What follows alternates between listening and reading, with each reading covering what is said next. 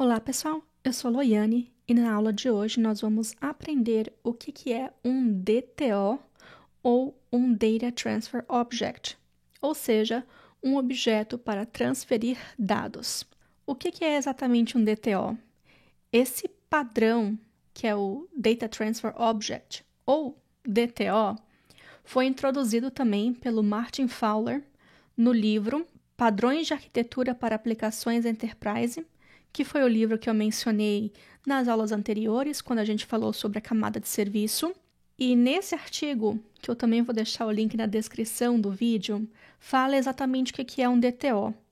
Quando o Java ainda pertencia à Sun, que foi a empresa que criou o Java, e também tinha a parte de Java EE, que é a parte Enterprise do Java, que hoje é o que a gente chama de Jakarta EE, que é a parte de Servlets, JSP, JPA e assim vai, que é a especificação que o Spring, no caso, apesar da gente estar utilizando aqui o Spring Boot, que é a ferramenta utilitária, nós estamos utilizando o Spring MVC. E toda a lógica do Spring MVC vem justamente aí do Java EE ou do Jakarta EE. E antigamente a comunidade Java chamava esse padrão de Value Object, ou objeto de valor, e quando o Martin Fowler estava escrevendo esse livro, acabou se adotando o termo DTO. O que é basicamente esse DTO? Não sei se vocês lembram, mas sempre quando eu mostrava o meu código, o SonarLint, que é uma ferramenta para verificar erros e boas práticas no seu código, tanto Java quanto em outras linguagens também, falava para a gente não utilizar a entidade e expor a entidade no nosso controller, e sim utilizar um DTO. Então, voltando aqui para o nosso controller, inclusive a gente tem aqui uns errinhos que nós vamos consertar depois, não erros, mas alertas. Se a gente olhar muito bem aqui para o nosso controller, quando a gente vai na base e busca todos os registros, nós estamos retornando uma lista de cursos. Quando a gente cria ou atualiza um registro, nós estamos recebendo também uma instância de curso. Nesse caso, como a nossa API está sendo consumida por um framework JavaScript ou TypeScript, que no caso do Angular poderia ser React, poderia ser Vue, a nossa informação está vindo aqui para requisição como JSON. E o próprio Spring, quem faz isso aí é o Jackson Mapper por trás dos panos, vai tentar transformar aquele JSON numa instância dessa classe aqui, que é curso. Se a gente olhar aqui diretamente para essa classe curso, está anotada com a notação @entity, que significa uma entidade, ou seja, nós temos uma tabela chamada curso no nosso banco de dados que tem essas colunas que estão listadas como categoria. Tanto que a gente tem também aqui ó, o @column, que está mapeando as nossas colunas com as colunas do banco de dados. Quais são os problemas que nós temos aqui com essa abordagem? Primeiro é que estamos expondo as informações do jeito que elas existem no banco de dados na nossa API. No Java e aqui no Spring existe uma biblioteca que você pode adicionar nos seus projetos chamado Swagger. O Swagger é uma forma de você documentar a sua aplicação e nesse caso você vai ter lá exatamente o seu objeto que é uma entidade. Então muitas pessoas acabam considerando isso até como um risco de segurança. E como que a gente faria para poder diminuir essa exposição? Seria criando um DTO. Um DTO nada mais é que uma classe que vai representar a sua informação, que vai representar a sua requisição, tanto a requisição que está vindo, como a parte de curso aqui do create e do update, como também das respostas que nós estamos enviando de volta como lista de cursos ou como uma instância única de um curso. O Martin Fowler também fala nesse livro que os DTOs, eles também foram criados, né? Esse padrão também foi criado para que economizasse o número de requisições para o servidor e para que simplificasse aquela requisição também. Quando você tem um objeto na sua requisição que é um pouco mais complexo, com vários campos, com objetos alinhados, fica mais fácil você criar um DTO para você receber toda a informação de uma vez e o servidor consome aquela informação e aplica a lógica necessária para poder ler e processar toda a informação que está vindo no DTO. E o DTO nada mais é que uma classe. Se a gente for criar aqui o nosso DTO mesmo, que é o que nós vamos fazer agora, existem duas formas da gente fazer isso. A primeira forma, eu vou criar as duas formas porque essa aula é apenas sobre DTOs e esse é um padrão bem bacana. Eu vou criar aqui, então, um outro pacote chamado DTO e eu vou criar uma classe nova. Geralmente, essa classe vai ser a entidade que você está representando mesmo, essa é a convenção que o pessoal acaba utilizando, e colocando aqui o DTO, que é apenas a convenção de nomenclatura, e coloco aqui o .java. Nesse caso, a gente faria o quê? A gente não vai ter o @entity, não vai ter absolutamente nada de banco de dados. E aqui, só para poder facilitar a minha vida, eu vou copiar todas as propriedades e vou passar aqui. Só que a gente vai remover tudo o que for relacionado a banco de dados. Aqui, como é esse ID, eu poderia até colocar ID dessa forma também, se eu não quisesse utilizar esse JSON property. Fica a gosto do freguês, o que você preferir. Eu vou deixar também as validações, porque essa parte é uma parte importante, só que deixa eu importar aqui as validações todas novamente, o not null também e o length. Agora o @column já é do JPA e do Hibernate, a gente não precisa aqui. O pattern é uma validação, então a gente também vai importar. E eu vou remover aqui as colunas e ficaria assim. Ou seja, é uma classe com as informações. Aqui eu posso colocar também o data, que é a anotação do Lombok, ou se você preferir não utilizar o Lombok, é só você gerar também aqui os getters e os setters para essa classe. Mas esse seria o nosso DTO. O próximo passo seria refatorar o nosso código para que o nosso código não retornasse a entidade em si na nossa API, que nesse caso, aqui no controller, por exemplo, eu estaria retornando uma lista de curso DTO e não de curso. E da mesma forma, a gente faria também a refatoração para não receber uma entidade curso, e sim uma instância de curso DTO. Só que, como nós estamos utilizando o Spring 6 com o Spring Boot 3 e a gente também está utilizando o Java 17 aqui no nosso .xml, a gente pode utilizar uma abordagem mais nova e mais moderna do Java, que são as records. Se você está utilizando projetos até a versão 14 do Java, você tem que seguir esse padrão aqui de classe, porque records não estão disponíveis. Mas a partir da versão 14 do Java, nós já temos as records disponíveis e é o que a gente vai utilizar aqui também, para a gente já ter essa abordagem e deixar o nosso código um pouco mais moderno. Então, o que eu vou fazer? Eu vou remover essa classe, eu vou deletar e eu vou criar ela de novo, só que eu vou criar agora como uma record. Então, vou criar esse novo arquivo aqui, vou chamar novamente de curso DTO.java, só que aqui nesse caso, olha, o VS Code também mostra pra gente que eu posso criar essa record.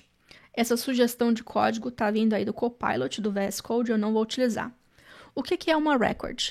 Uma record é basicamente uma classe Java, e nessa classe Java nós não temos construtor vazio, nós apenas temos o construtor com todos os campos, e nós também não temos métodos setters. Então, a única forma de você ter informações, ter dados nas suas propriedades é através do construtor. Uma vez que você criou o construtor e instanciou a classe, você não consegue mais modificar a informação. Pelo motivo de você não conseguir mais modificar a informação que está na classe, a record é uma classe imutável do Java. E uma outra diferença também é que os métodos getters, ou seja, o método get, a gente não tem mais o prefixo get, é diretamente o nome da propriedade. Esse é basicamente o resumo de uma record, e é claro que a gente vai ver isso tudo passo a passo, não precisa se preocupar. Então, para criar essa record, eu vou abrir aqui novamente o meu modelo e eu vou colocar todas as propriedades. Aqui é um long ID, então, tá vendo que aqui tem, logo depois do nome da classe, e se você for olhar, uma record é apenas uma classe, e essa classe estende um tipo específico do Java, um tipo especial do Java, que é a classe record. E por esse motivo também é que a nossa record ela não consegue estender outras classes, porém você continua podendo implementar quantas interfaces forem necessárias. Então, eu tenho aqui a minha record e tenho a minha classe. Eu vou clicar aqui nesse botão do VS Code para poder separar os dois arquivos aqui no meio e assim eu tenho o depara das duas classes, eu não preciso ficar indo e voltando para poder adicionar as minhas propriedades. Então, a primeira coisa vai ser aqui um long ID, depois eu tenho um string nome, também tenho a categoria e eu também tenho o status. Então, são essas as propriedades.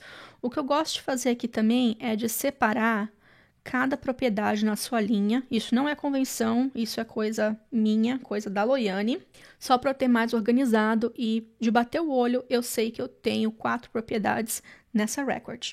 Outra coisa que nós podemos fazer na record também é adicionar anotações. No caso aqui, eu posso colocar esse JSON Property ID, se você desejar. Se não desejar, você pode nomear diretamente esse underscore ID. Fica a gosto do freguês.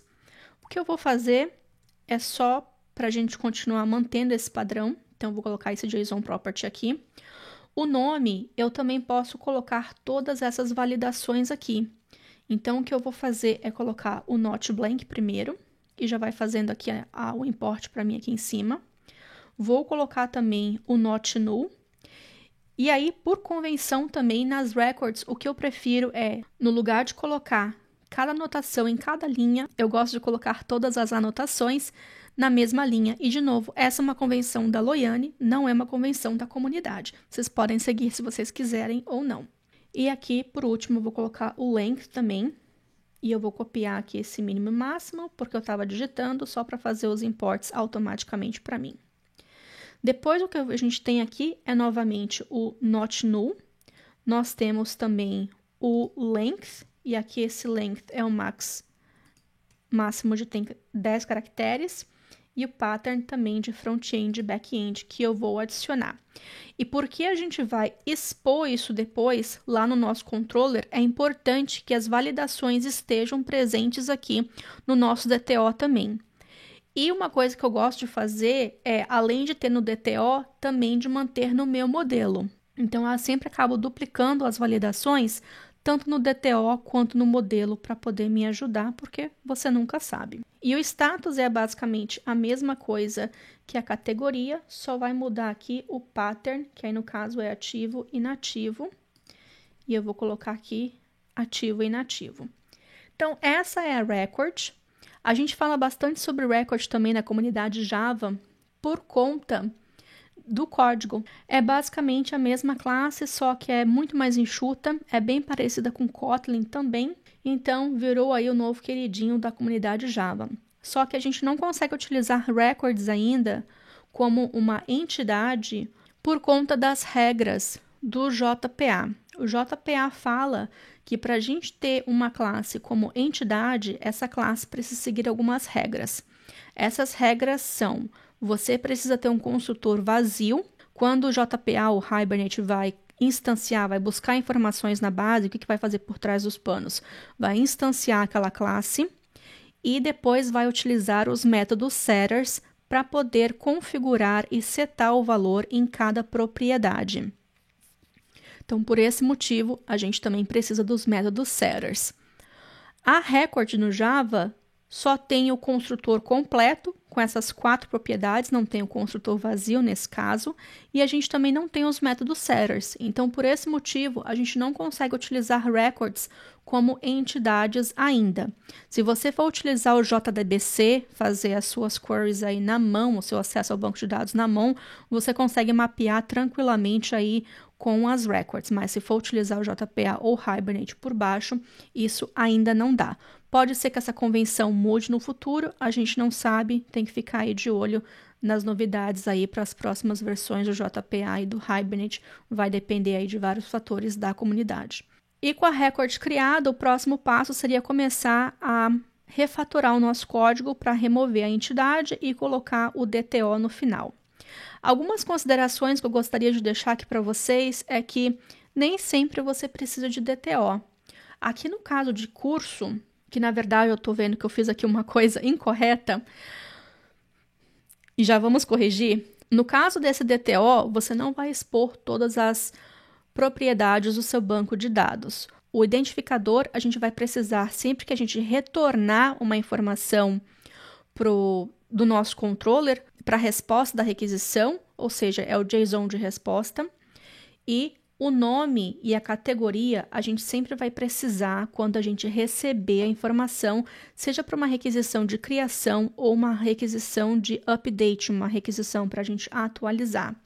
O status não é uma coisa que a gente gostaria de expor, então eu posso até remover aqui esse status, não tem necessidade nenhuma. Então esse é o erro que eu falei que eu tinha cometido, então a gente já acerta também. E ficaria assim a nossa record. Existe a questão de se você precisa de criar um DTO de resposta e um DTO para você receber a sua requisição. Então, você teria um DTO de request e um DTO de response. A diferença é que o DTO de response teria o identificador e o DTO de request não teria esse ID aqui. E quem vai decidir isso no seu projeto é você, precisa avaliar os prós e contras, se realmente vale a pena ter um segundo DTO, qual é o nível de complexidade que isso vai adicionar no seu projeto e se realmente vale a pena. Tem pessoas que gostam, tem pessoas que não gostam. Eu, às vezes, acabo criando 2 DTOs algumas vezes eu acabo não criando DTO. Para esse caso aqui em específico, eu até criaria 2 DTOs, porque é apenas uma entidade e isso não vai me dar muito trabalho, porém a gente vai começar a repetir bastante o código. Outra questão é se a gente realmente precisa de um DTO para esse caso aqui em específico. A gente poderia, por exemplo, chegar aqui nessa entidade, nessa coluna de status e colocar a anotação JSON ignore. Com isso feito, essa coluna não vai ser enviada de volta na nossa resposta e também não vai ser considerada caso a gente receba essa informação. Essa seria uma saída também. Porém, a gente tem aqui o nosso DTO e a gente vai utilizar porque depois, quando a gente for ver a parte de cursos com aulas, o relacionamento de um para muitos, esse DTO vai fazer a diferença para a gente e vai acabar facilitando aqui para a gente na hora de enviar as nossas respostas de volta das requisições e receber as informações nas requisições também. E o próximo passo, que é a refatoração do código, a gente vai continuar na próxima aula. Lembrando que o código-fonte está disponível no GitHub. Obrigada por assistir o vídeo e, como sempre, vou ficar esperando pelo feedback de vocês e até a próxima!